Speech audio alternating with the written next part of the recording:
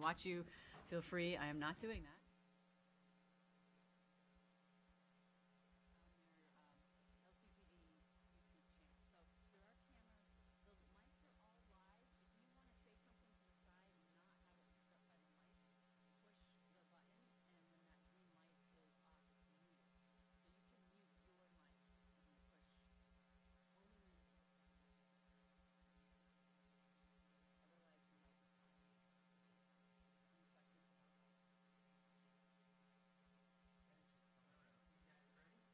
We're ready, yeah. Okay, stand by.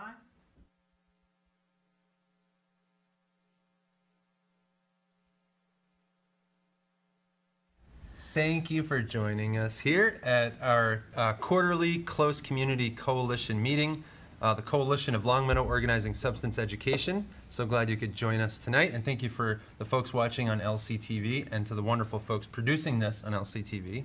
The meeting will run about an hour and a half, and if you have to go, we understand. Thank you so much for being here. There's a lot of people that are a little bit sick, and so we want to respect that and give them time to rest up. So thank you so much for being here. We wanted to go around and ask folks who they are first, what sector they represent, if that's youth leadership, law enforcement, health, education, that sort of thing, substance abuse prevention, treatment, recovery, that sector, parenting. Let us know. So we wanted to go around and just give us some time to say hello and introduce ourselves before we get started with tonight's agenda. Who would like to get us started? Maybe someone with a microphone. I'll start. Keely's leaving? I'll start. All right, so I think everybody knows me. I'm Shelley Warren. I'm the chair of the board, and I'm the substance use response coordinator here in the district. I'm Carl Mazzaferro. I'm a sergeant with the Longmeadow Police Department, and I am the law enforcement sector rep. Oh, I'm Monica Rivera. I'm a college rep, and I just kind of do whatever needs to be done. I'm Sarah Hachadorian. I am also a college rep. Oh, I'm Catherine Mulcahy. I'm a sophomore and I'm a youth leader.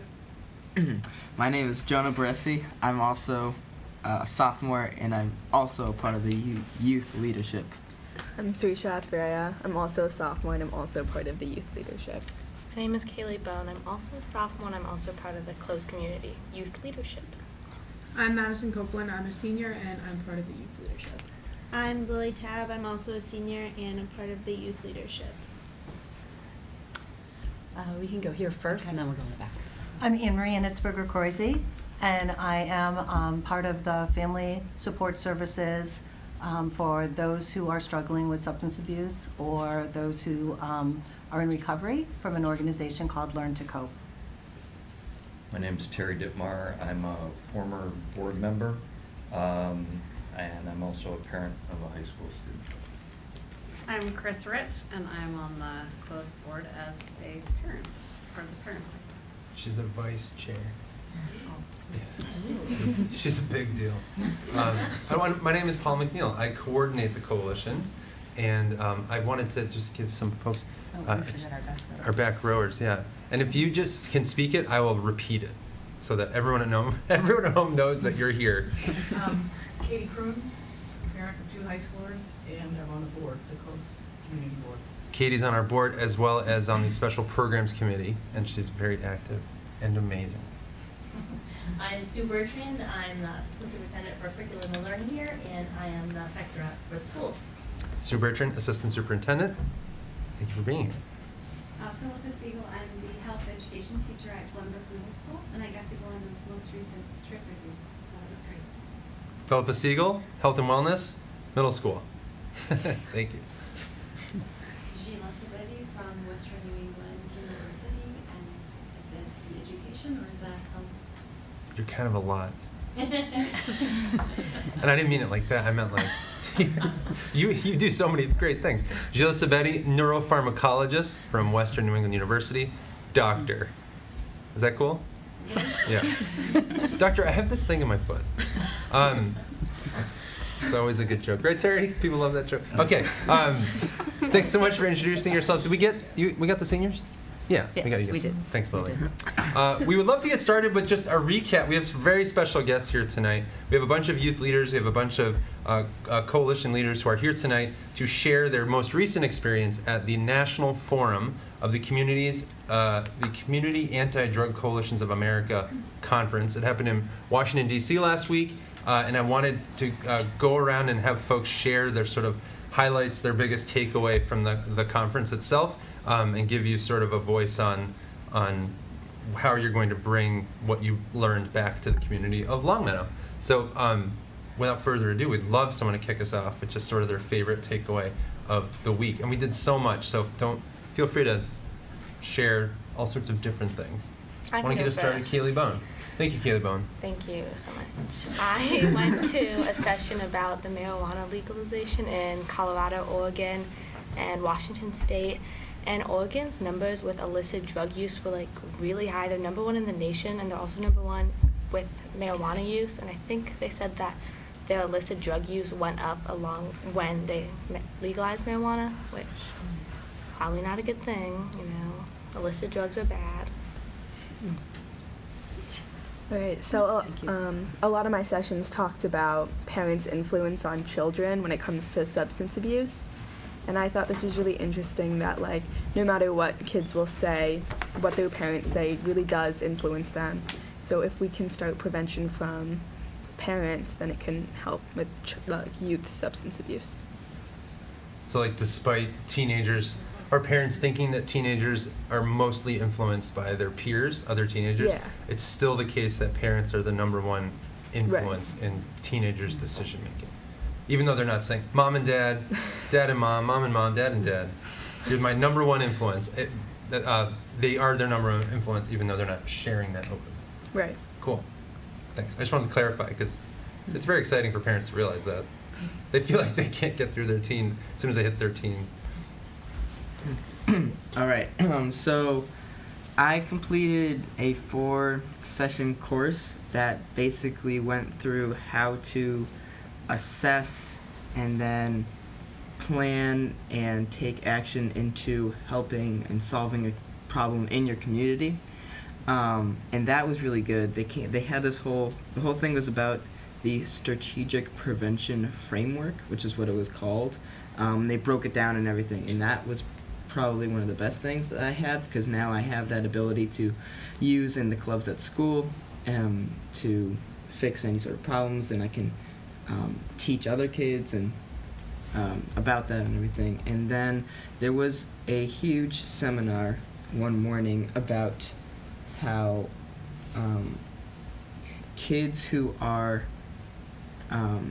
abusing substances and who are a little addicted or something, the best thing for rehabilitation, yes, is not isolation. So there's the scientist that did all these researches on how that isn't the right thing to do. Is that Nora Volkov? It was. Oh, I'm going to share a slide by that presentation because I was very excited about that. Trying to too. steal some of Shelley's thunder? I'm sorry. No, just got excited about the same thing. So Yeah. But you were just saying today how you don't think any of the young people care or will remember that Nora Dr. Volkov. Nora So- Volkov was speaking to our group, but it already is making an impression. She's an amazing, Yeah. brilliant brain scientist, so it's really cool. Yeah. There's a lot of work that's been done on the opposite, the antithesis of addiction is really is community. So it's really great to hear you kind of mirror that back. That's great. Connection, yeah, that's. Yeah. What It's was very that TED Talk? Oh Yeah, my that gosh, accent. Johan Hari, Chasing the Scream. I think so. The one is the opposite, addiction. Yes. Purpose, Yes, yeah. yes. Johan Hari. So, all right. Okay. Well, the conference was great. It was so many new things that were learned. But one thing I thought was really cool was that some of the sessions that were given were some of the we middle schoolers in Longmeadow know about the stuff they were talking about. So we were, which meant to me that Longmeadow was ahead of we're teaching what the rest of the country is catching up on. So the youth of Longmeadow students already know a lot of that. So that was pretty cool. So I think we got to keep doing what we're already doing. All right, I guess. Here we go. Sure. Thanks for offering, Lily. Lily, Great leadership by Madison. I thought one of the interesting sessions that we went to was the first one. It was like the Gen Z marketing. Sorry. And I thought the one thing I just remember was that the woman said teenagers have an 8-second, like you have 8 seconds to get their attention, like that's their attention span. And it was just about like how to get their attention so that they are listening to you, and I don't know, I thought it was interesting. That was also one thing that really stuck with me, is just like advertising to youth. If we want more youth leadership in our coalition, then we need to like be more appealing to the youth, because like with the fact of the 8-second attention span, like that's not a long time. So if you're not catching them quick, then you're not catching them at all. Did they share any like tips and tricks on how to do that effectively? They actually had their superintendent do like a rap with all the kids. It was pretty cool. What do you think? It was cool. You volunteered, Marty, or you? No shade to it. Yeah. Tom Maz actually Did it rap really with good the at students? Like, Yeah, she brought in students, and it was just a rap. They had like a about- whole marching band, Yeah. and it was Oh. cool. And it incorporated like the sports too, Yeah. and like Oh, nice, I music did that. and everything. Yeah, I sent it. It was really good. Feedback on them. I mean, if Sure. you'd like. They're done? Yeah. Yeah, so I went to that one too, and I really liked it a lot, and, like you were saying, the 8 seconds, if you don't catch somebody in the first 8 seconds of any age now probably, but youth, then you've lost them. But they specifically took their, youth risk behavior survey and targeted specific information on that survey, and that's what they used to make the video. So they looked at the data, they dug through it, they figured out where they needed to really focus a lot of their attention, and that's how they made the video. So we could talk more about that, but I thought that was pretty amazing. We did a great job on So it. did they use it to highlight stats that were good, like the social norms So they campaign had that like we a did? really high percentage of use for marijuana, but the kids in their town called it dope. Like that was like the slang word for it. So it was like a rap that said like no to dope. Say no to dope, right? Yeah, it was good. Dope to dope. Oh, okay. So they gave messages around their problem areas? Yeah, and- like specifically. Specifically targeting the problem. And she said that the best thing for them was she brought in like various students, and then they like helped her create it, instead of like her creating it herself, where she like wouldn't know like what the kids called it or like stuff Mhm. like that. And that was a pretty new coalition, right? Like Yeah. almost brand new coalition. And then they made like little pop sockets. What was it, pop sockets? I think so. And like little mini footballs and stuff, and frisbees they handed out like before summer, because they said like kids go out on the field and like play frisbee, that said like no to dope. Yeah. Okay. Interesting. So they made like youth-friendly Mhm. giveaways with Yeah. little messages on them. And she said they threw out like the little footballs at the football games, and people would like go crazy. Like they want the football. Yeah. They want- Our local police department has these little footballs with their logo on it, and my son, it's like all he wants to play with. He always goes, police officer. So it matters. I It thought makes you a were talking about connection. our police department. Yeah. Really? We do. No, Carl. Little footballs. I'm sure Carl would provide that if he had it. Yeah. No, it's a good idea, because we did the reusable grocery bags this year Okay. with some messaging, kind of targeting parents, like the community of parents, because of the change in Long Meadow is Big Y. But we haven't done a giveaway that targets youth really yet, so those are Right. some good ideas. Okay, speaking of youth, I just want to applaud our youth. Your hair. They were so amazing. We went to the Capitol, and they presented their information and that they had been working on to our congressman, and I was so proud of them. And they also met with another state rep, and they had put so much work into it, and they were just such great examples, and so proud of them. You guys should. Thanks, We've got Chris. great kids in here. Thank you, Mrs. Rich. You're welcome. They were awesome. And my takeaway, I went, there's so many. I think so many people have the perception that because marijuana is legal, that it's safe and it's natural, so it's healthy and it's good. And I went to one class where they were talking about how there's a lot of pregnant moms that are smoking pot for morning sickness, and they've been told that it's safe. And so many misconceptions about that marijuana is not safe. It is not good for you. And that was really fascinating to, well, I already knew that, but a good reminder. And I also, there was one where they talked about a vape buyback, where there was a room in the school and there were flyers all over the school saying, no questions will be asked. Come and drop off your any vape equipment. And the gal that had done it, she said they got like 75 in a day. And then they also had the person that was there had all the information to hand out to them and said, you know, how can I support you? Is this something you're trying to get off of? And here are the tools to help you get off, and I'm here to help. And they said it was very successful. So it was awesome. Like cessation, Mm-hmm. how to get connected with nicotine cessation. That's cool. So, I think everybody's had a chance to talk except us, right? Yeah. Philippa didn't get to. Oh, Oh, Philippa, please. I went with a little different lens because I teach health education in middle school. So I'm working with 6th, 7th, and 8th graders, and I do have a peer leadership class that I work with in 8th grade. And it was really cool to see where they can go with their opportunities. And this group of kids were amazing. I can't say enough about how inspiring it was to be able to be there with a young audience and who are excited about the stuff that I do for a living, but they really, you know, embraced it and took it very seriously, and gave me a lot of great new ideas of using those opportunities with the 8th graders, and then went back and I promoted the organization to my students, 6th, 7th, and 8th graders, and I said, this is where I was, this is what I was doing, there's great opportunities for you in high school. And so many resources that it's going to take me weeks to like go through. I want to go back and, you know, continue to look at what's out there, because there were so many things, it was hard to digest it all.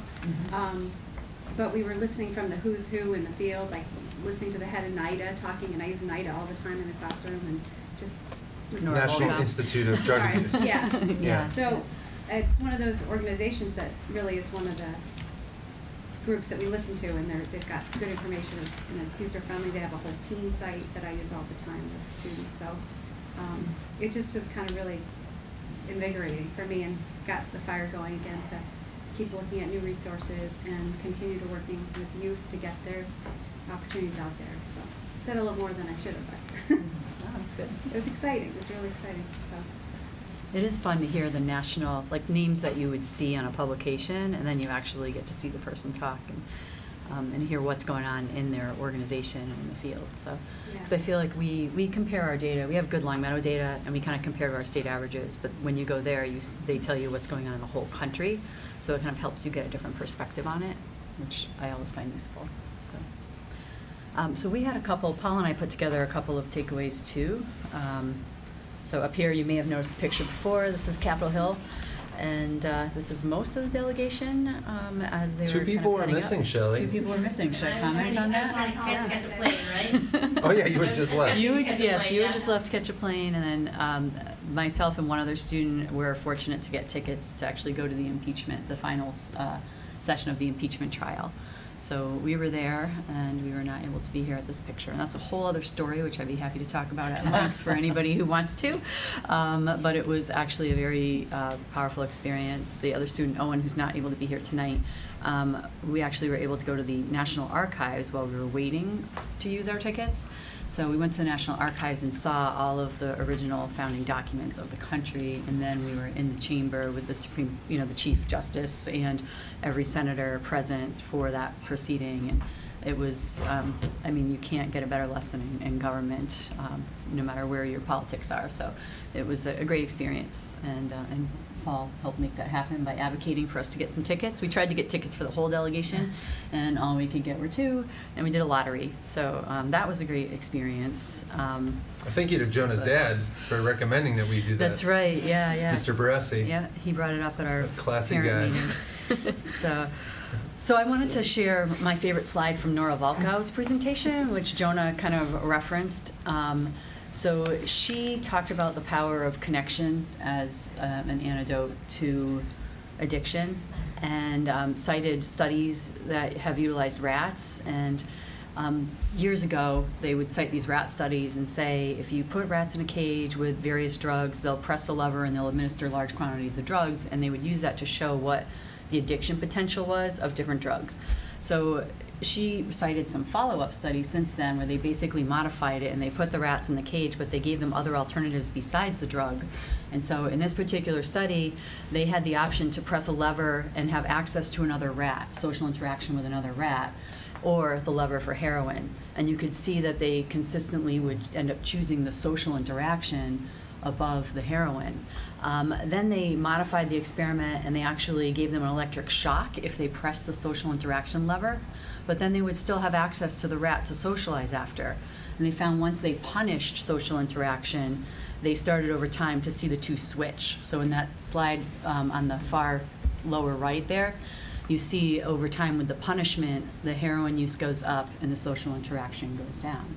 So the implications for addiction to me are like really profound, and that kind of set the stage for how I viewed some of the other sessions that I went to, and just how I view what we do here and what our goals are in the community and in the the school system and everything. Like we should be moving away from isolation and punitive measures and towards like redemptive, restorative connection. And it also kind of validated some of the prevention that we already do here that is really about building a better school community overall and a better community in Longmeadow overall. So I was very moved by that. Then a couple of slides. One thing that Paul and I want to do, many of the presenters make their slides available to us, and you can download them after you've gone to the presentation. So one thing that we thought would be useful is making a slide deck from some of the presentations that we could then use in our own presentations. So I just put a couple of examples from ones. These I actually took with my phone because not all of them are available online. But they say feel free to use anything up there, and it's all fully cited with at the bottom.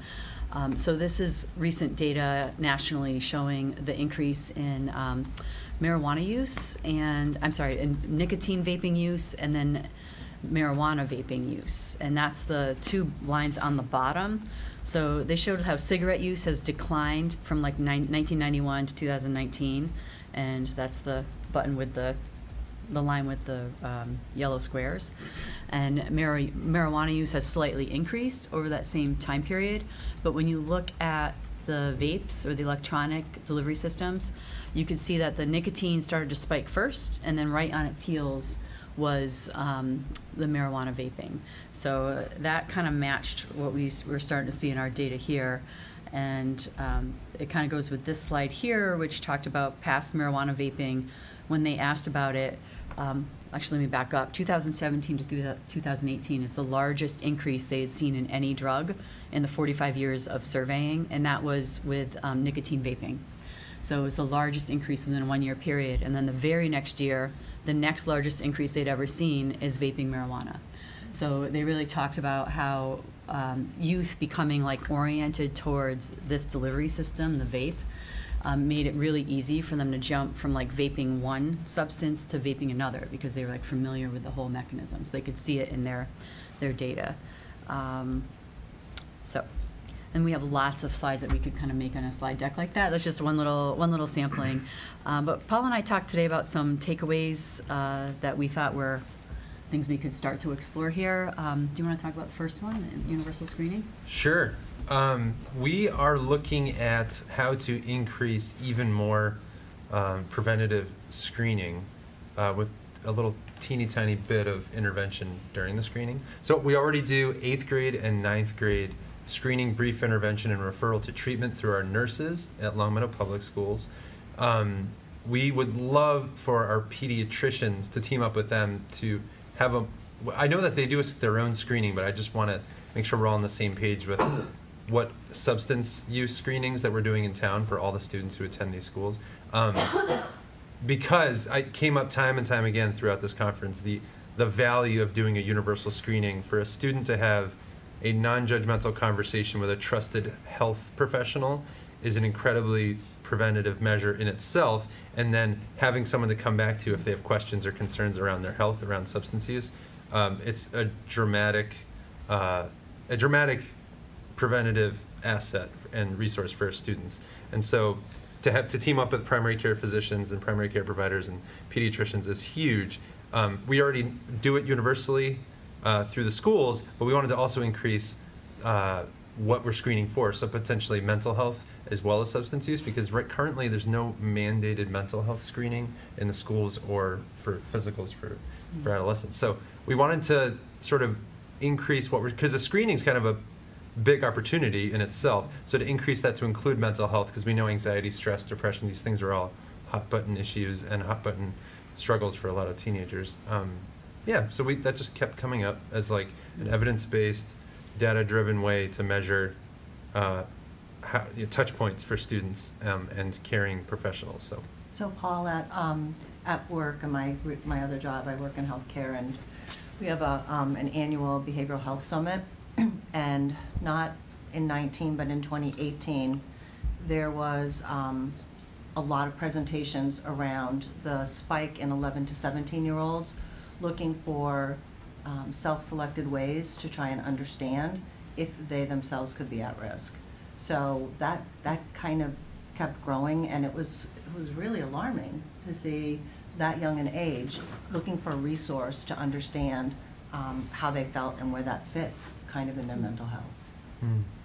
Yeah, to be just asked, what's your relationship with substances by a person that's not your parent, it's not your teacher. It's just an incredibly powerful opportunity that I think it's easy to write off because it's like, yeah, they have enough health questions to ask, but it's like, no, but substance use in particular is very difficult for parents to address with a lot of their kids. So, yeah, it's huge.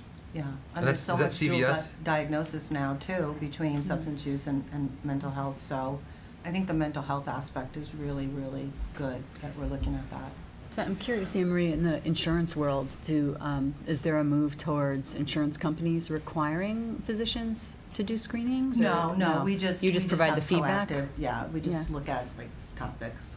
Okay. All right. That's CVS now because it was Aetna. Now CVS bought it. Yeah. And they're Okay, way ahead of the that's curve right. on a lot of health issues. Like they're the first to take tobacco out of their stores, and they don't sell alcohol. Yeah. That's right. I forgot you were. Well, they do in some stores. They sell alcohol at some CVS. We will not advertise where they are. All right. So the second thing that kind of came out that struck, I think, both of us, but is restorative justice practices. And there was a presentation by a school, well, actually not a school, a coalition, school, law enforcement, social work. They had a lot of partners working on this in South Portland, Maine. And they had more than we do. We have very low numbers, actually, for external suspension. But one of the ways that they were trying to respond to their numbers for external suspension was by finding less disruptive ways to have discipline go out, so to speak, and ways that would also connect students who maybe were getting suspended for something with resources and counseling and help. So again, instead of like the pushing out, there's like the drawing in. So they actually took all of their external suspensions and returned the person to school the very next day and used internal suspension differently. Like they trained their internal suspension person on restorative practices, and they started a whole process with them where whatever the offense was, they would need to meet with people who were affected by the offense. They sometimes would have community service or school-based service as a component to it, and then they would have appropriate like education or referral for counseling. That was all a part of it. But one thing that stuck out to me was they said school suspensions are linked with like worse long-term life outcomes than actual criminal involvement with the juvenile justice system for students. So it I was hurts shocked. more than it Yeah, helps, I was shocked by that. Like that it led to more, negative outcomes, and like the disruption in the education is really a problem.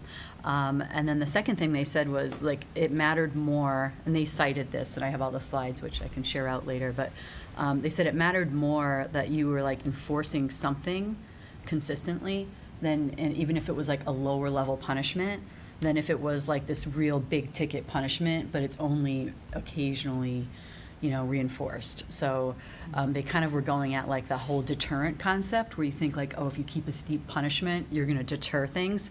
Because they said it's really only true if you're catching people all the time doing it.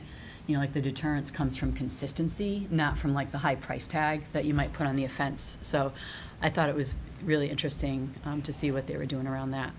And they were, they would have students sign up or youth sign up on the spot. So let's say if I'm in possession of a small amount of marijuana and I'm 16 years old, a law enforcement official in some way finds out, they can basically, the students or the youth are given an option of, do you want to have a minor in possession and a fine, or do you want to go through this restorative workshop with a substance abuse counselor in the school district? If that is the way that we were to do it, that's how they did it. That was the second one, actually. Oh, shoot. So, yeah, Sorry. South Portland So sorry. was more like school-based than, the second one we went to was called the ECP, Educational Citation Program, and that was in Washington State, one of the counties in Washington State.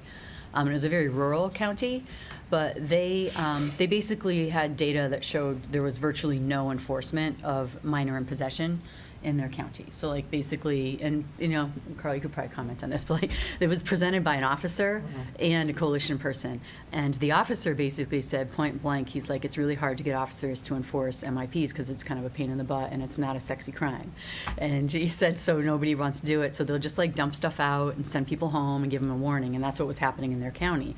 Now, I don't think we have that enforcement history in Longmeadow per se, but No, we don't. but that's what was going on there. And so in response to that, they said, what if they had another option? Because they basically felt like we have to do a minor in possession, which results in a summons and all of this legal involvement, or there's just the warning, which results in nothing. So together they came up with a third option, which was the law enforcement would, like Paul said, give a choice on the spot and say, you know what, I can summons you and give you the citation, or you can sign off on doing an educational citation. And that like referred them in to see a counselor either in the school, or if they weren't a student in the school, if they were under 21 but they're no longer a student in the partner schools, they had a provider who was ready to like catch those referrals. And they actually funded it through a grant, like whatever services would be picked up, you know, that way. So it was interesting because they went from like 0 minor in possession charges in a 2-year period before they put in the grant to 21 in the first year. And the MIPs, none of them went to court. Like they all went through this counseling route, and then they had all of these like really cool outcomes for the students who ended up having like an entry point to, you know, help and support as opposed to like a criminal justice Yeah, I know involvement. state of Connecticut gives that option. Oh, do they? Yeah, so you The can. whole state does? Like when I worked in Enfield, if you had a juvenile, really any type of minor crime, they had a juvenile review board that was town sponsored, and they could Oh, go wow. in front of that juvenile review board, and they could, you know, sit there and say, all right, you get 5 hours of community service instead of this having to go to Rockville Juvenile Court. Hmm. So it gave them a little bit of an out Yeah. for something like that. So Huh. we don't have anything in place like that in Massachusetts, though. Right, and we just had a big change in our system, Mhm. so it was kind of interesting to think about with our juvenile justice reform, how something like this could come in, because we lost some, ironically with juvenile justice, we lost some of the positive parts of Yep. diversion through it, so it was kind of interesting, and I think we can have more conversations later about Mhm. whether or not anything there would be useful to us here.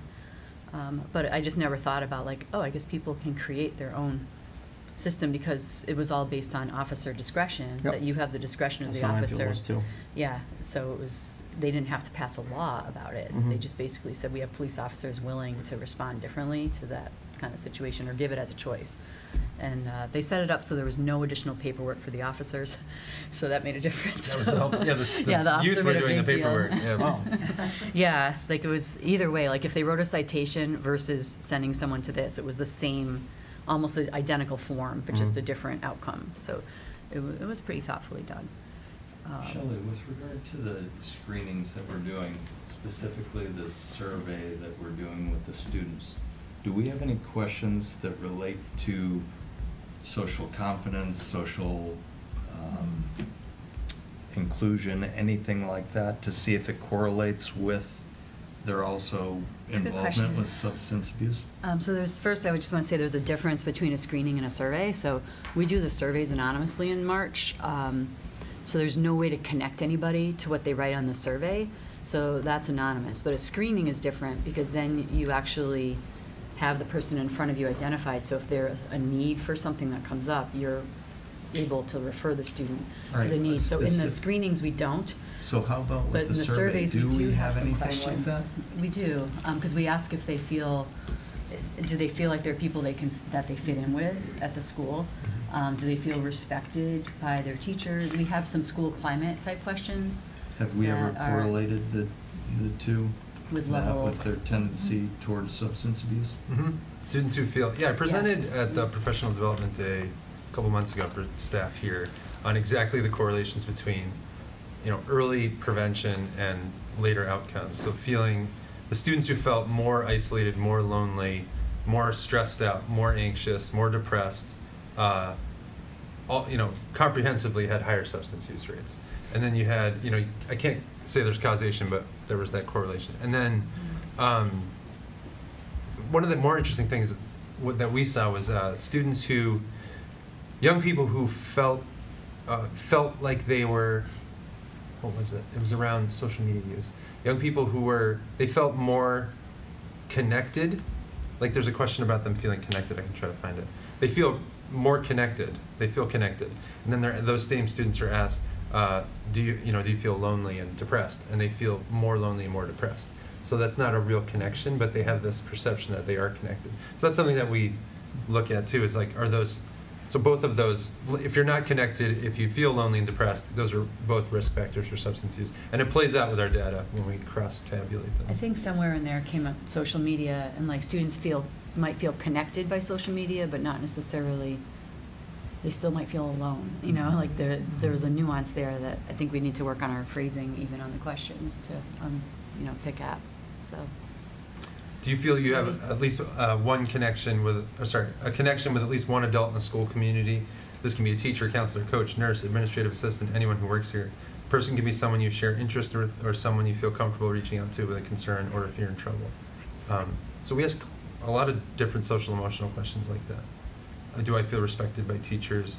Is there students that I feel like I fit in with? We always rate very highly on that, actually, which is nice, I think. Yeah, that's a big protective factor. Yeah. Good question. I don't have social media, so I can't speak very clearly, but like from what I know, like people use, like at the coalition, for example, at the convention, when we were meeting like other youth people, people would use like Snapchat to contact the people there, because there's more privacy, I guess, through that in some way, so they didn't have to be like totally tied to them. So if that would relate to your connection thing there, yeah. So it's like a more remote way of connecting? Yeah, and like feel safe. Yeah. most people use that just to like there's this thing called like streaks, which is basically you just like send a photo or something to like everyone that you're like friends with, right? So it's more like just like a general like sort of way to. And sometimes these streaks are totally meaningless, right? Like their picture just out the window. Like Exactly. They don't That's what I mean. So like. Yeah. Yeah. What's that? A picture of your elbow. There's Right. a lot of connection. False pleasures. So yeah, it's an interesting thing how the social media works. So you choose not to? I don't know if I maybe No, I don't want to put you on the spot, but No, that's all right. What's your deal, Jonah? Well, Yay, Jonah. I know. Okay, so for a while my parents wouldn't let me have it, but Yay, parents. yeah, that's right. But I don't really I don't really feel the need to have social media. I like the fact, I don't know, where am I going with this? You feel connected without it. Yeah, I think it's better to not have it. I feel like a lot of people say random things on social media that they don't totally mean or anything like that, so you get more of a real experience by just not having it in general. A lot of people spend their time on social media that I don't, and I have that time to do other things. So. What an amazing person. Our kids didn't have their Thank you. phones out like when we were there. I mean, I really noticed that our kids. Oh, yeah. They were like really talking to each other and us, and their phones were away. And I didn't even notice that. except for pictures. Other than that, it was great to have like their attention and being in the moment with us. yeah, we were impressed by your dinners. It's not like one of the planned things in the conference, but like seeing you all like eat dinner together and just talk was really nice. Very Even sweet. when we weren't at the same table all the time, we were like, oh, look at them.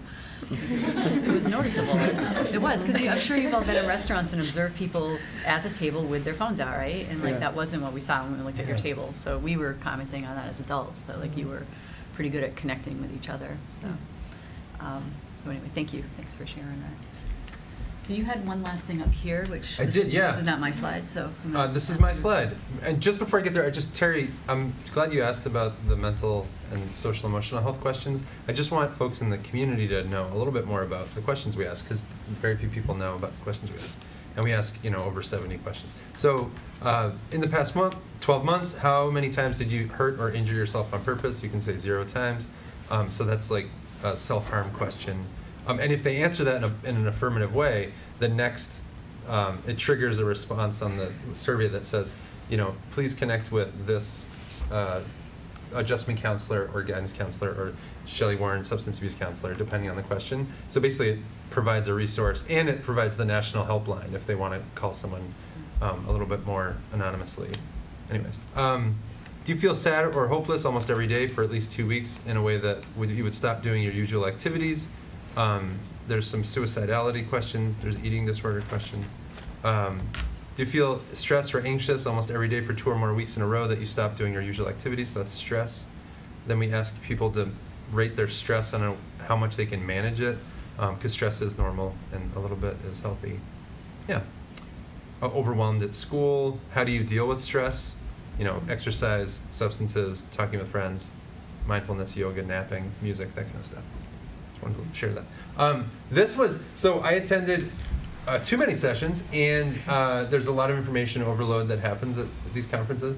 But this gentleman, Dr. Ruben Baylor, he also works for the National Institute of Drug Abuse, and he's a neuroscientist. He's an incredibly gifted person at sharing information about the brain and how it works. And so he has these sort of 10 suggestions and commandments, which I love and I've sort of latched onto for years, but it was nice to have him remind the audience of what they are. So basically, these are things that young people and parents can try out to have them build more resiliency and more protective skills when they're developing. Sleep hygiene was a big one. So 8 or more hours of sleep, at least for teenagers, is huge for their brains developing in healthful ways, and remembering things. And the marshmallow test, that's a little marshmallow or a big marshmallow. I was wondering what that was. Yeah. You're like, what is that? Looks like a weird pill. So the marshmallow test, if you're not aware of it, it's a delayed gratification exercise you can do with your kids. At really, he started doing it with his kids at like 2-ish, 2 to 3, and you can do it longer, for years and years, and they can get better and better at it. Where you're given one marshmallow, and your parent or guardian says, I'll give you another marshmallow if you can wait 5 minutes or 10 minutes or 15 minutes or whatever. I'll give you another marshmallow if you don't eat it. And so it's having kids practice delayed gratification, because that's an enormous risk factor if you do not have an So ability. they can have 2 marshmallows if they wait, but Yeah. if they eat it right away, they only get the 1. They only get the 1. So And so you're, like, sometimes kids just eat it right away, and that's fine. Yeah. But it's so fun. And you should YouTube this, because there's It's really funny. hilarious videos of kids like licking it slowly. And then some kids will just like take the littlest bite, and they'll put it back on the plate. I smell it. That's so sweet. But you can actually build up your ability as a child, your ability to delay your own gratification, which is a huge protective factor with substance use. And then the next one was bilingualism, at least, or even more than 2 languages. It's something about the wiring of the brain. They don't even really know how it works quite yet, but students who learn at younger ages more than 1 language have the really healthy pathways that they can use later in life that help them avoid substance use or risky substance use. Physical activity in the classroom is a big one. So just students moving around during the lesson or before or after, just being active physically in classrooms is a big deal. The next one is obviously social connectedness is a big one. And not necessarily social media connectedness, as Jonah was saying, but like you said something about real experience, which is a really awesome phrase. Real experience. And you say it as if like, but it's so obvious, like, yes, people need real experiences, but that's not what's on social media. That's not real. It's like it's people's projection of what they want you to think is real. So it's very bizarre. No judgment. I'm not on social media either, man. We're together. Let's connect. I'll text you. So the next one is giving children appropriate autonomy over their own choices and behaviors. So giving them the controls when it's appropriate. So having them make choices and not just sort of forcing choices on them, but giving them appropriate choices. That helps students. And then mindfulness meditation, just some sort of mindfulness practice to slow things down when things get tricky and complicated. The next one's community. What's the next one? Oh, reliable environments. So giving young people extremely reliable environments to grow up in. And then I think it was Nora Volkov who mentioned until the age of 11, your environment is the #1 influence on everything around your brain's development. You know, birth to 11 years old, environment. It's more important than parents. Well, parents is a big part of it, but more important than parents, friends. Genetics. It's more important than It weighs out genetics, over yeah. genetics. Which was really shocking to me. Yeah. I was like, that's more important than Yeah. hereditary disposition. Specifically, what about the environment? I mean, everything about the environment. So like the house you grew up in, the schools you go to, the Safe, places. nurturing. Yeah, the sidewalks you walk Stable, on. supportive. Consistent, Yeah. reliable. Yeah. The way he phrased the next one was a stance toward intellectual struggle. So the idea of a child standing up at a chalkboard and trying a math equation and getting it wrong, but getting supported by his peers and her peers and the teacher of try it again, try it again, try it again. And American culture apparently isn't so huge on that. It's like we don't want to embarrass people by having them get something wrong publicly, but there's a lot of cultures where it's like, no, just keep trying. Like we'll support you. We'll figure it out. And that's really important for brain development. That sort of community acceptance of trying again and again. And the last one was embracing different brain architectures. So everybody has a different brain, and so our school district, I think, does an amazing job at supporting each individual brain that's in a classroom and in a school. I think that's really important. And individual education priorities for each student and learning abilities and goals. So. Yeah, those are the 10 things. I just love the way he talks about stuff. He breaks it down. There's a few interesting ones too, like bilingualism is so interesting to me, and then the marshmallow test. Sleep is obvious, and we ask about sleep, and I learned over this past week that 8 hours is a really good metric. We asked about 4 hours, 5 hours, 6 hours, 7 hours, 8 hours, 9 or more hours, but 8 hours is really that cutoff that a lot of scientists use. That's what I took away. And every session I went to had something to do with these things. So. Mm. Are there any questions or other comments that people want to make on Are you anything that we still brought back? doing the advertising, or not advertising, but different messages to the students in the school through posters or some of the TV screens that are out? Social media campaigns for the students. Yes, there is social media. I know Or Jenna the social does media, the social same. norms, sorry, thank you. Student social norms campaign. Yeah, we have data from last year. We're going to have data from this year soon enough, but we have a campaign goal of using sort of selfies and. Could you utilize some of these symbols and do a quick message for each? Because you could do that easily in 8 seconds for one symbol. Okay. We'd have to explain the marshmallow though. Yeah. Yeah. Oh, yeah, But they that'd need be a good explanation. thing. Like that. That'd be cool Yeah. just to have a marshmallow. That'll be our symbol this year. Everyone be like, what does it mean? Last year was the sheep. This year's the marshmallow. Okay. I think it's a great idea. Keeping something simple. Yeah. That 8-second grab. Right now, the campaign that's rolling out, which you probably know, is the parent social norms one, which we just started a couple weeks ago. So that one's the one that's currently active. And then it's true, by the time we get to the student one, we might already have the next New data. data, So yeah. might be in the spring by the time we get those out for the student, realistically. But yeah, it's a good point. This would be an interesting campaign to do in and of itself. Any other thoughts or questions? I think some of the speakers that we've had at Learn to Cope, and as a parent of someone who graduated from Romano High School, I think sometimes our instincts, as I can only speak for being a mom, are to try and have that cushion, to try and protect your child. And I think some of the ones you talked about, Paul, like Try Again, and having them be able to have accountability where it's appropriate. I think those are important messages for parents to hear, because I think that your natural instinct is to really want to protect them and to make sure that the consequences aren't as bad sometimes as the actions. So, I don't know, I'm not sure what the social norm campaign is for parents now, but I think we hear that a lot from our speakers too, that they felt sometimes like the parent didn't want them to fall so far, and it made them feel like the parent didn't have faith that they could bounce back, that they had the resiliency. So, I don't know. Yeah. So letting people experience their own mistakes Yeah. and learn from their mistakes. Yeah. Right. And you can do all of this stuff, and your kids Yeah. still might experiment with drugs and be unlucky and. Right. Yeah. So I think we're working a lot on resiliency though, at the elementary, middle especially, That's good. just to kind of get away from that. I'm not going to give an answer unless I know the answer, those kinds of things. And so We talk about like the not yet, we're not there yet, you're at, and then you finally get to yet, but there's a process to get there, and it's okay not to get it right. And some classrooms actually clap, like, yay, you didn't quite get that yet, but You tried. We tried, so we definitely recognize that that's something that students struggle with, and trying to make it be okay to take a risk and take a guess and not have it right. So hopefully we're seeing more of that. I think we are. So, I mean, you were saying a lot about like up to like 11 years, but like when does like the kid end? Like obviously, like what, like so, like a lot of these things that you were talking about for like kids or whatever, but like Have does you that met still me? apply to like high schoolers? Never. The kid never ends. Keep going. I'm sorry. 20, Oh, when does the brain stop developing? 20, But like yeah, but like so like when do 26. like Dr. applying McNeil these is things 24. sort of yeah. It probably environment? always work. Always. Like, But- when do these practices stop changing how resilient you are? Oh, like these 10 commandments? Mhm. Great question. Thank I you, think Madison. I would argue it's probably when the brain stops developing, which Dr. McHugh for always say, like, females 20. it's 24, 25. For Yeah. males it's 45.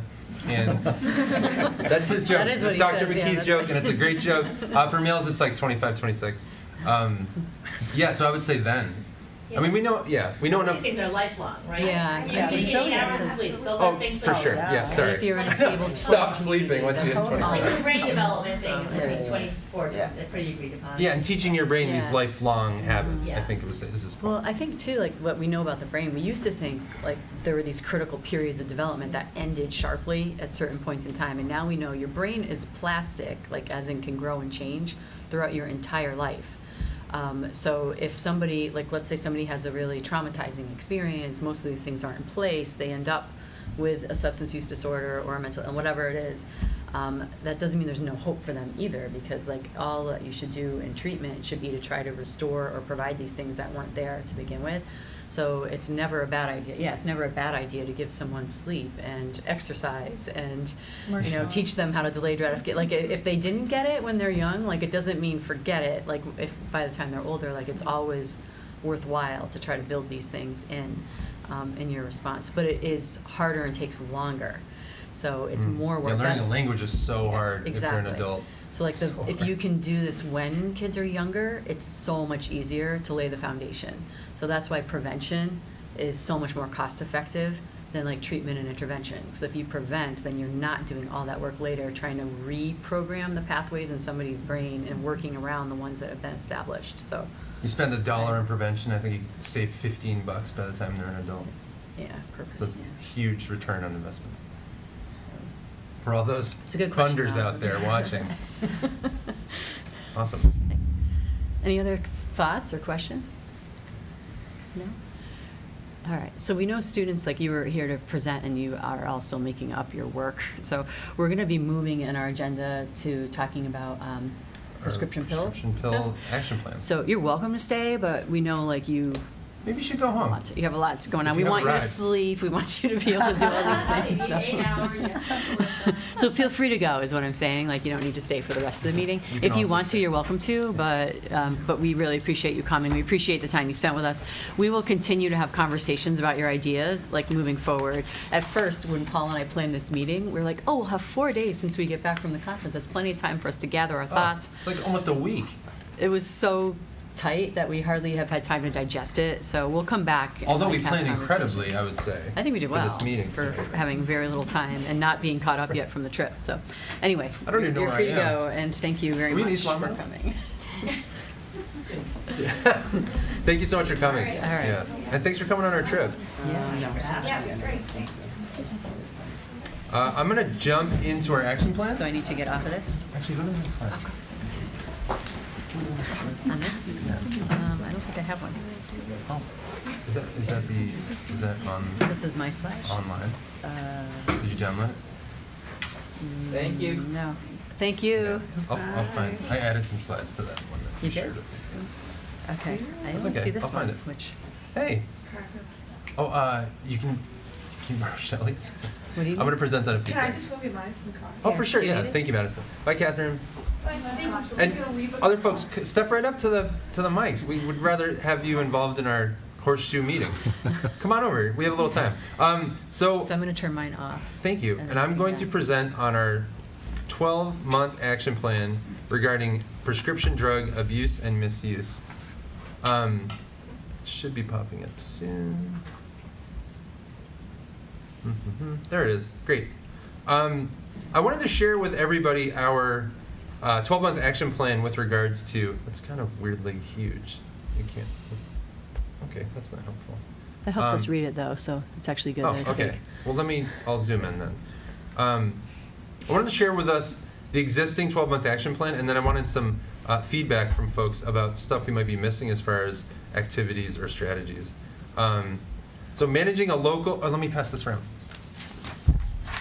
Take that and pass them around, take these and pass them the other way. Sorry, thank you. Thank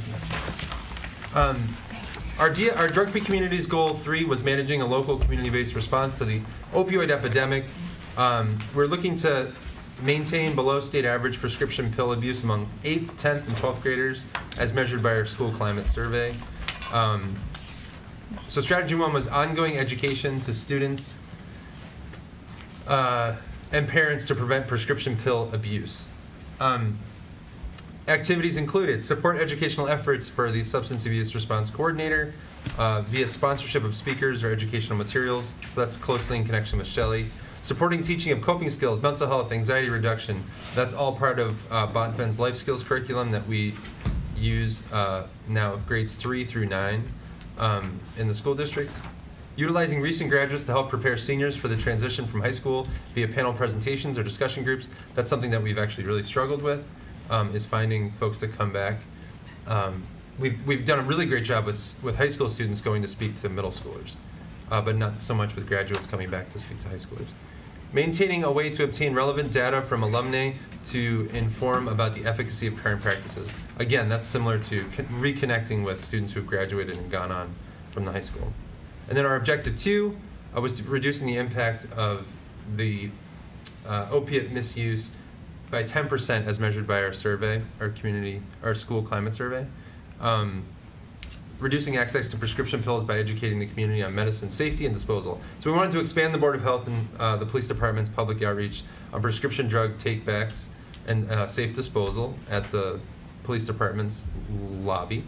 Educate realtors regarding risk of prescription theft at open houses. That's been really tricky because there's no real consortium of realtors in Longmeadow. They're all separate individual private realtors, so it's tough to universalize that. We've struggled with that. Expanding upon annual education programs on consumer choices in health to include venues accessible to working adults. We're still struggling with this one, as it's basically working with businesses in town and working with the senior population and working with everyone to let them know these are your options as consumer health folks who consume health products and health information. There's a couple of pockets of people that we're trying to connect with, including businesses and the senior center, Glen Meadow, places like that, in spreading the word and providing information. Enhancing residents' ability to access treatment for opiate use disorders for themselves and loved ones. So we created a program called the Close Compasses, and that's our liaison program to help shepherd families through the continuum of care for a loved one who might be struggling with substance use or addiction. And I'm going to talk a little bit about that in a little bit. Sponsoring a community training on Narcan, including distribution and/or how to access it in the community. We've done a half dozen trainings in the last couple of years for folks in the community. We've trained upwards of 50 people now. I want to say recently, Brian, who's listening in the other room as he's filming us, he edited one of those trainings. So we actually have a film of it that is posted on YouTube, the LCTV YouTube channel. CTV's page, yeah. So we have the ability to share that as well with anybody. Great. And educating the community on how to recognize signs and symptoms of opiate use, including employers. So that's part of the Narcan training that we would like to share with employers and business leaders. We've struggled to connect with many business leaders to do that. Maintain up-to-date information on treatment resources in our area and how to access them on our social media platforms. So our website is riddled with amazing information on connecting with treatment, intervention, and recovery services. In particular, it's got tons of information on which organizations help people, like Learn to Cope and other local organizations. So Paul, do we have, as part of any of these strategies, is there something in there that helps us to distribute Narcan to certain businesses? We can't actively distribute, but the agencies that we work with can. So Right. Tapestry Health can, Learn to Cope can. They have, Tapestry has a Learn to Cope grant. can't, yeah. What's that? Learn to Cope, they have to come to the meeting. Oh, sorry, Yeah. exactly. So you have to Yeah. go to a Learn to Cope meeting, and they Yeah. have the ability to share Narcan with you after a meeting. And Tapestry Health has Narcan available to folks if they want it. You can also use your prescription, use a prescription that's been written for the entire state. You just have to show up at any pharmacy and say, Right. I would like a prescription of naloxone. And you can, it's usually a $5 copay or free, but if you pay for it out of pocket without using your insurance, it's pretty expensive. Right. So do we encourage businesses, so somebody We like... can't hand it over. No. Yeah. I'm saying, like, is there an education that goes to Max Burger, that says, based on statistics in this geographic area, we highly recommend that, someone at your restaurant have Narcan Carry on, carry right. naloxone, yeah. Right. I think it's a great idea. We have a community partner agreement that we look to share with businesses, local businesses, and that isn't a part of it, which it should be, which is like, Yeah. we have a part of it is sharing the helpline, Massachusetts helpline information, but we don't have anything specifically about naloxone, which I think is a great idea. Because it's Yeah. easy enough to just Right. include, we have this one-page flyer about where to get it and how to use it. Right. And Yeah. we're seeing more and more regular people, citizens, saving lives than emergency in some cases. So it's just like everyone should have it. Well, we haven't specifically stated that to the businesses that we've tried to reach out to. No, not at all. I mean, That's if what- we haven't- can specifically say something like that, maybe that might pique their interest a little bit too. I think that's an awesome idea. Yeah, we haven't done that. Mhm.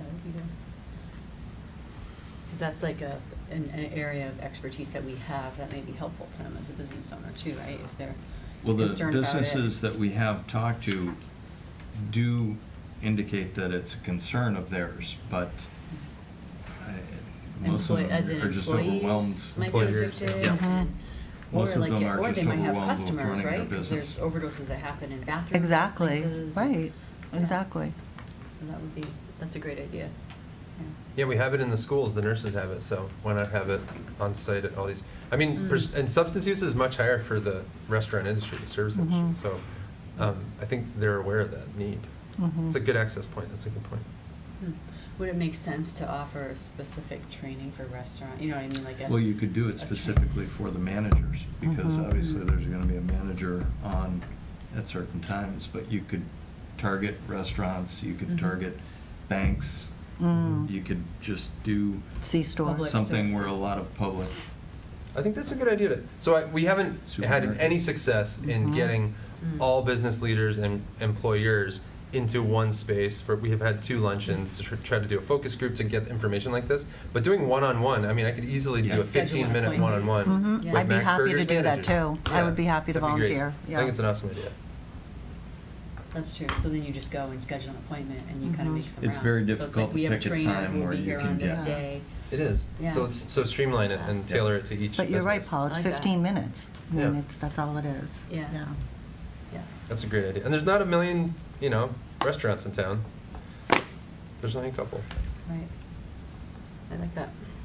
Other ideas, we'd love to see what we're missing or what we should amend in our action plan. Well, can you tell us about, so people the know like compasses, about yeah. Compass, and there's something else going on with DART. Are you updated on the DART Yep. training too? So I thought it'd be great for us all to know what's going on there before Yeah. we ask for other ideas. Great idea, yeah. There. So our Compass program, and I would love Anne-Marie to pipe in on this because she got trained on how to be a close compass. She was one of our early adopters and founders of the compasses. So there are so many, this is something we wrote up. So this is our program description. There's so many emotions that a parent or caregiver goes through when a child or loved one struggles with substance use. And there's often a lot of unsolicited advice and judgment as well. Because of this, addiction is often a very isolating disease, and many parents who have been through it with their own child express that what they would have wanted most at the time was to talk to a confidant or a friend who understood what they were going through. So what is a close compass? Purpose of volunteering as a close compass is to provide parents struggling with their child or loved one's substance use with compassionate support from someone who has been in their shoes and who's eligible to become a compass. We right now have 3 trained close compasses who people can reach out to. It's all word of mouth right now. We haven't formalized it on a website or had a formal phone number or anything like that. But we have the compasses trained. And we worked with Learn to Cope. They trained us last year. It was great. Thank you, Marcy Julian. If you've been personally affected by your child or a loved one's substance use and you're at a place where you're ready to share your time and wisdom with other parents and families, we invite you to become a close compass. You're not required nor expected to have a professional background in substance use or counseling. How do I get started? We provide training sessions several times a year. Sessions take place in collaboration with our partners at Learn to Cope. They last about 2 hours.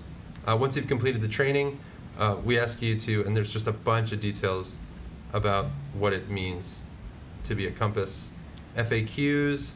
Will I support people only in my community specifically? Yeah, all interested individuals seeking support must live in the 01106 footprint. I'm interested in training, but I'm unable to commit to be a close compass. Can I still participate? Right now, it's really just for folks who have that time and energy and will to join us. I already volunteer. How will it benefit me? You'll have repeatedly expressed that supporting people in need has helped them in their personal lives and their work. Close compasses learn from some of the top clinicians in the nation and then have the opportunity to use what they've learned by helping families from all walks of life. Close compasses also learn from one another. And there's just a bunch of other information. There's a little survey that we ask people to fill out if they're interested. So if you are interested, please email me at paul@closecommunity.org or info@closecommunity.org. And here's a little bit of an agreement as far as personal responsibility and respect and safety. It's a lot of boilerplate stuff, so I don't want to go through it in too much detail. But yeah, this is a volunteer program we have had, and people have already used it in our first couple of years. People have called. Someone actually submitted a referral through Terry recently or last year, and they get connected with a compass, and they just someone to talk to sometimes, and other times it's great to find out, well, what's my next step, and it really helps to have someone who's been in their shoes. And there's a few good resources, so my son is, I think it'll be 11 years. My son is in long-term recovery. It'll be 11 years in April. And I think there's books and there's things that we've read, and we can kind of cut through all the stuff that isn't so good and provide, like Addict in the Family is still one of the best books to understand the relationship of all the different family members. And there's some other things that we were going to put in, like a little care package that we talked about, a couple inspirational reads that go in there. And some of us who have been through it with our own family members, there's just so many resources out there, whether it's medically assisted or 12-step or something else. What's right for one is not right for another. So we can be agnostic about all the ways to approach it. We've had different counselors come and speak to us at Learn to Cope who've not only had their family members struggle with substance use disorder, but so good counselors too. We've had good feedback from our members and just personal experience. So I want to clarify, somebody can reach out for a compass. It doesn't have to be a child. It could be a spouse. It Exactly, could be yeah. a grandparent. It could be a Yep. parent. Parent, It could be yeah. anybody in the family that's affected, Yep. and then they can reach out for somebody for support. Yep. I'm curious, like how would somebody find out about the program? Right now, it's How are word of we- mouth. Yeah. So how are we? Should We we haven't- change that? Like, do we feel comfortable enough to I make it think more we were nervous live? about only having 3 people, so that if someone does call, it's like if one of the 3 people isn't super, highly available Right. in that moment. That we were a little nervous about that. So I think we wanted to increase our volunteer group first, and then we were start to publicize. If we had 5 or 6, I think that'd be great. To publicize the opportunity to connect. We would have a Google Voice phone number so that someone could always call and leave a message or get in touch with someone, and it would be normal daytime hours that the person would be available, and if they wanted to call someone else, they would be directed toward the Mass Helpline. Paul, Yeah. Could we reach out to Tapestry and Learn to Cope, and if anyone in our community has had issues that they've helped offer this program, say this is a program that if you'd like to be involved and help others, and just have them pass it To grow the along for us? volunteer base, you mean? Yes, Mm. but have them Have them make the let ask. them know that we have this program and if they would like to become involved to help Right. others out. And so I have my name up at Plymouth House in New Hampshire, Plymouth, New Hampshire. And so honestly, with that, I have people calling me, but it's never overwhelming. And it goes like in cycles. So, they can call me 24/7. That's fine. But I think the 3 is okay, Paul, to start Yeah. with. I do. I don't. We're not going to get overwhelmed. I don't feel like Okay. that we would be inundated. If our worst case scenario is we got inundated, then we can refer to Learn to Cope. Right. Right, and we basically say this is a group, like right now, we don't have, but I can't imagine we'd be so inundated that even a phone call couldn't happen, Right. right? And that might be just the touchstone to even get somebody to utilize some of the other groups out there, like Learn to Cope or the Parent Support Right. Group, Western Mass Parent Support But, Group. yeah, there's Michael Diaz Alana. on Tuesday nights. Yeah. There's Barbara's on Wednesday night at Providence. Right, Yeah. right, well, she's not doing it anymore, she's stepped down, I know. But somebody is, so. Yeah, it's still Wednesday Yes, nights. it's still there. Because Okay. so I would love to see like what would be a next entry point, like when we first envisioned it, I think it was actually we were thinking when the police respond, like if you're aware that it's a substance use issue in the family, you could say this is a community private thing that could be offered. But I also wonder about like other entry points that might make sense, like an ER, if it was I don't know. So like. But only if we're only in the Long Meadow footprint though. I So don't know if Mercy that's Hospital has a great program already in place at the ER. Okay. Really great program. Bay State, not so much. But, that might be a good speaker, actually. The woman the new physician who's heading up the ER at Mercy, can't think of her name, but Yeah. it's They have a it's whole new great. addiction Yeah, it's services really team, great. yeah. I think also at the pediatrician's office, Oh, yeah. because you're that's a gonna good have point. parents Yeah. concerned about what's going on with their child, and you could say, hey, we've got some other parents that have been in your situation. That's a great idea. Now I wanted to talk about DART because when I found out about DART a few weeks ago, we were like, oh my gosh, this is like obviously the next natural step with our Compass program. So DART is something that's the Drug Addiction and Recovery Team. Hampshire Hope has really streamlined this and taken this on as a leader up in Hampshire County and Northampton. But they've opened the services up to different Hampden County communities that have shown interest. And Long Meadows Police Department has stepped forward with 3 police officers to be a part of the DART team. Yep. And it's a free service that supports people who are at risk for an opioid overdose or family members affected by overdose. So it's made up of specifically trained recovery coaches and police officers who provide. And so they provide access to harm reduction tools, Narcan, safety plans, connections to community resources, short or long-term recovery support. So it's very much in line with the Compasses, but the Compasses could be an additional, resource in the triad of, so it'd be recovery coaches who we are not. Right. They're intensely trained and qualified. And then there's police officers who have the first responder interaction with families and individuals. And so that team and the folks who are planning a DART training that's coming up next month, we're so excited that we have a thing that is the Close Compasses. And so they were like, that's an amazing additional resource that very few communities actually offer. So it's just an awesome marriage, and I'm excited to make that match. We don't have to wait for DART to get up and running in Long Meadow, but that's going to be an awesome automatic, once DART follows through with the family, one of the things they'll be sharing is, and maybe they can even visit with a Close Compass when they revisit the home to reconnect. So the DART thing is like you have the initial thing and then an officer goes They back. follow up, Goes yeah. back another. So right now, we have a crisis intervention team. Mhm. So that's Sergeant Michael Jakowski supervises it, and it's Officer Kevin Rowley and Officer Rob Lombardi, who's been to your meetings too.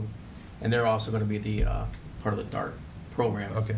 So if we go to a call that's involving somebody in crisis, one of those 3 officers, along with somebody from BHN, will do a follow-up visit, and it's going to be the exact same foundation with DART.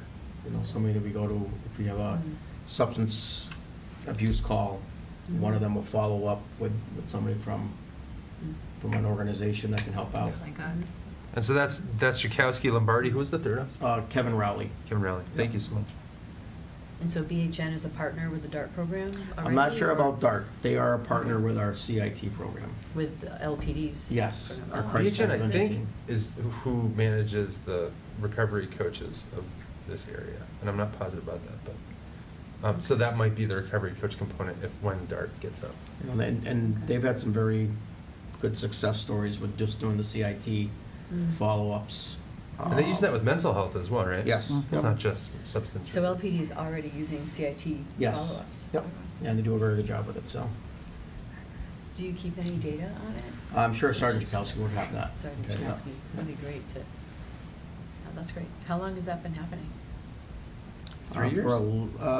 Yeah, for a little while. Actually, the entire department itself is, we're just getting to the back end of all of our department going to a week-long CIT training at BHN. So, And CIT stands for? Crisis Intervention Team. That's great. I mean, I Mhm. think that's great that that's happening. Yep. I think back to when we started, and I'm still in awe of Sergeant Mazzaferro, because to take on that topic in our little town, I just think it was amazing that you brought awareness to our town and you kicked it off, and it started just a wonderful conversation and a whole slew of resources. Started this coalition. Wow. Yeah, so thank you for doing that. Shelley was a big. Shelley was a piece Yeah. of it. Come on, Sergeant. Take some credit. It wasn't just, thank you. Partnership, It was. partnership. It's brave of you, So- both of you. It's very brave. But you really brought in the whole town side of it. Do you know what I mean? Like, we Mm. have me in the school, but like you brought in the whole, Mhm. the resources of the other departments in the town, so it's key. So I'm psyched to hear that CIT is happening, that I Yes. didn't realize that was up and running so Yep. effectively. It's great. It's very exciting. Any feedback from folks here about, this is already an amazing addition to our action plan, but things that might be missing with those items?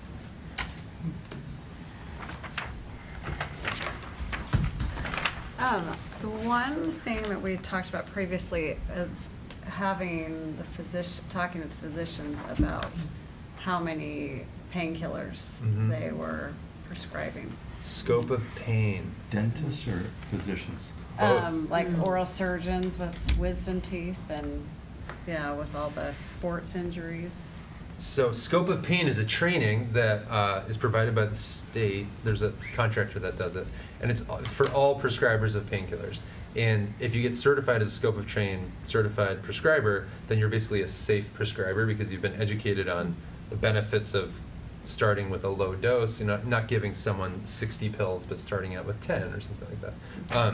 So that's something that I believe is in place. I don't know if every single, and the thing that I remember when this got started a few years ago, when I did my opioid work in northern Western Mass, but it was oral surgeons was like with the secret group that no one could connect with. So that was the one group that everyone was like, that's a big one, we have to connect with them. And I don't know if they were invited to be a part of Scope of Pain. So that's something I can follow up on are the oral surgeons in this area, because there's not too many.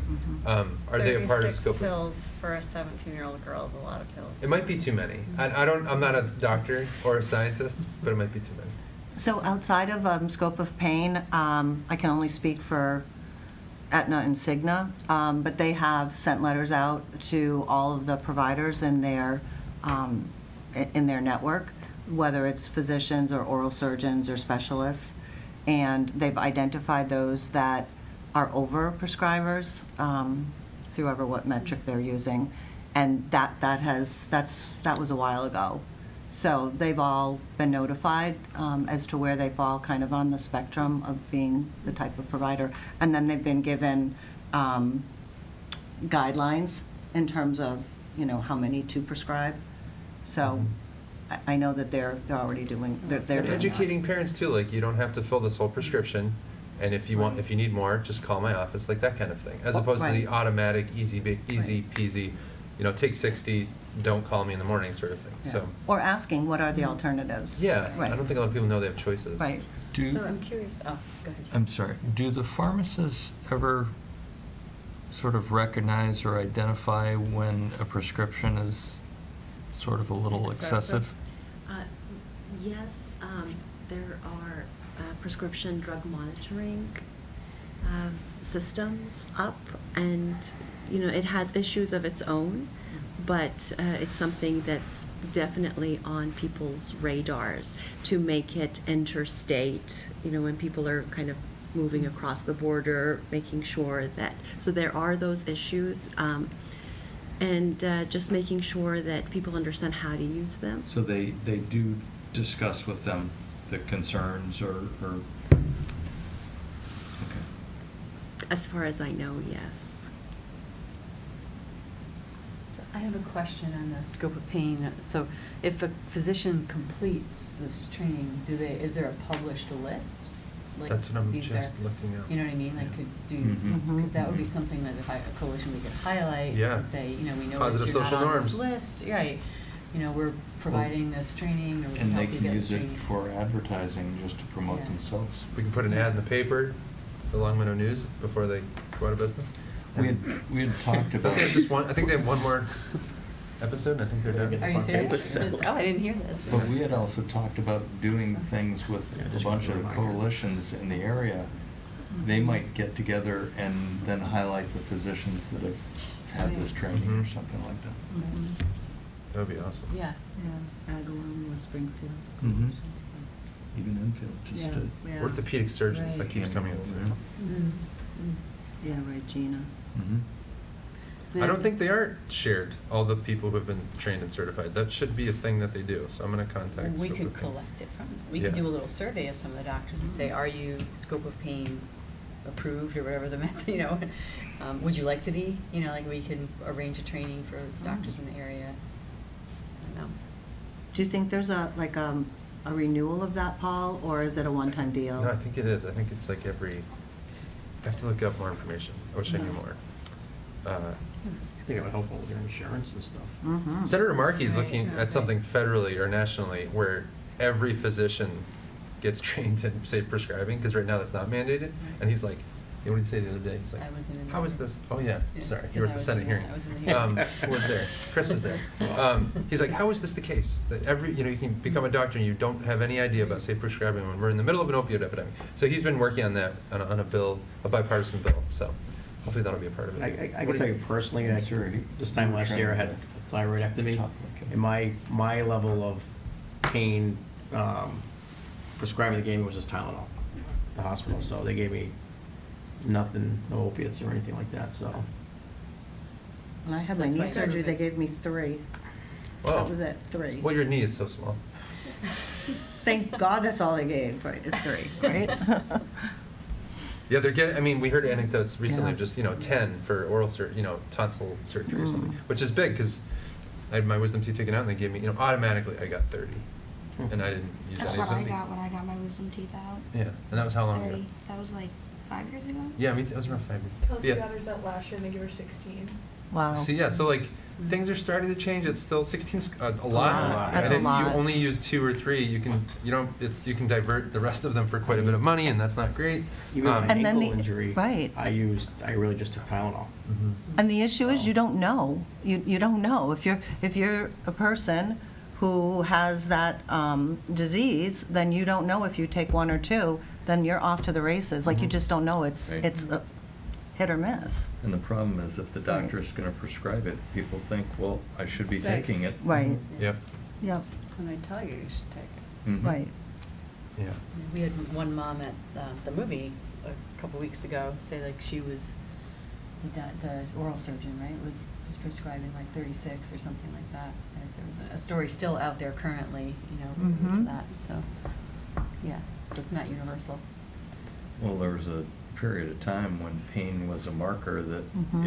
if your patients were complaining of pain, the physicians would get penalized. Right. Yeah. I think Bay State still has some metrics in place that it would end up incentivizing doctors to Yeah. prescribe, because you get evaluated, if you work in the ER, you get evaluated partially on patient satisfaction. Mhm. So you have pill-seeking patients who come Yeah. in, and they kind of know that they have that, Mhm. have Yeah. that, so.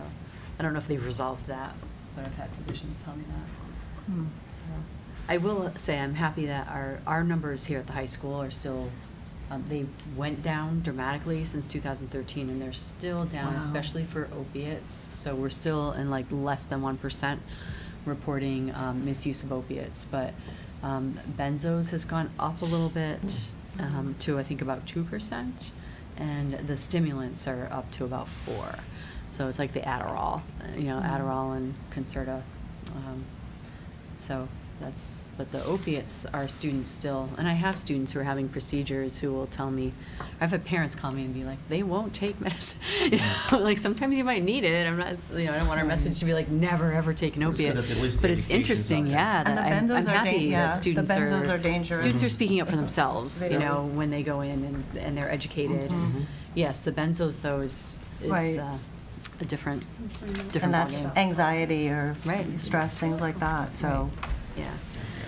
So we have we only have. Yeah, 5 well, minutes then we'll pass left, this around and so- we won't get into it too much, but it's basically an update on the marijuana laws with regard to impaired driving in the state of Massachusetts.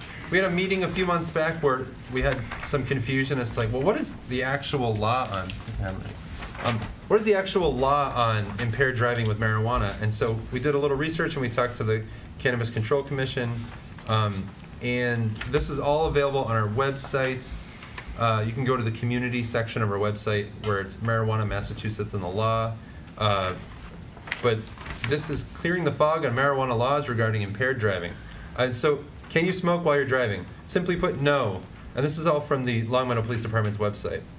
You cannot get behind the wheel after using marijuana. And it's very similar to, and you can't use while you're driving, very similar to an open container law with alcohol. And I've included a bunch of the specific case law at the bottom, what the offenses are, and the consequences at the very, very bottom. But yeah, you cannot drive and operate a vehicle under the influence of marijuana. So their question was like, can you operate under the influence? Is that legal? Can you use while you're driving? Is that legal? And there was some ambiguity as to what the case was. And the answer is, you cannot do that. That is illegal. It's specific. It's just like the open container law. That being said, you can't get pulled over for simply the smell of marijuana. It'd have to be a suspicion of impaired driving or reckless driving. Can Like you a say a little bit more swerve about that, or- Carol? For which one? Just what like would be a sign that you might be able to pull somebody over for? Well, if they're. Is that what you meant? It's along the same lines as operating under the influence of alcohol. I mean, if they're swerving or, you have another traffic offense, speeding or running a stop sign. But you're right, the smell alone is not probable cause of stop. Even if they unroll their window and there's clearly smell Yeah. coming out of their car. Our SJC has been very clear about that, our Supreme Court. Yeah. So I'm curious, like if you were driving by somebody in a car and you saw like an open beer in their hand, Mhm. you could pull them Well, over? that's visual, that's probable, if it's a Budweiser can, yes, because it's a $500 fine. For open container? Open container, yes. So if open container applies to marijuana, It does, but our courts haven't really recognized that yet. So there's actually not a, so we need a test case. yeah, there's a big difference, even though I know it says here it's a $500 civil fine. Yeah, yeah. There's an actual mass, chapter and section for open container of alcohol. So what they've given us guidelines of is that we can do the open container of marijuana under that same guidelines, Mhm. which really hasn't gone too well in traffic court. So. But I did. So what would go be ahead. a way to address that? I'm just thinking as a coalition, Mhm. what is something that we? I mean, I've do? said from day one, when the law was put in place, my biggest problem with it was they didn't address The the driving. operation portion of it. Mhm. What anybody wants to do at home is their own Right. business, and that's fine, and I just said my biggest problem was not addressing the whole operating aspect of this law, because it's still a narcotic, it's still driving impaired, whether it's drinking or high in marijuana, so I felt that was falling short when this law was produced. And actually, it's like 2 days ago, I saw where companies have come up with a device, and I'm sure it's gonna have to be field tested a lot, to test your level of marijuana. It almost looks like those sensor guns to see if there's heat in your walls. So it very similar to that. You like see the fire department come out. So I saw it advertised that there is a company that has come out with a device that they're claiming can test your level of THC in your system. But I'm sure that has a lot of legal hurdles it's going to have to go through before that ever comes out. So we're a long ways away from like the consistent standard. Yeah, and it's the same thing with, if you look at the history of field sobriety tests and OUIs and breathalyzers. I mean, even recently, the breathalyzer came under scrutiny, and it was barred from court. So, I mean, and the breathalyzers have been Until you- around. Unless you recalibrate, right? You have Yeah. to recalibrate it. But even then, there was some questions about it. But I mean, and those have been around for decades.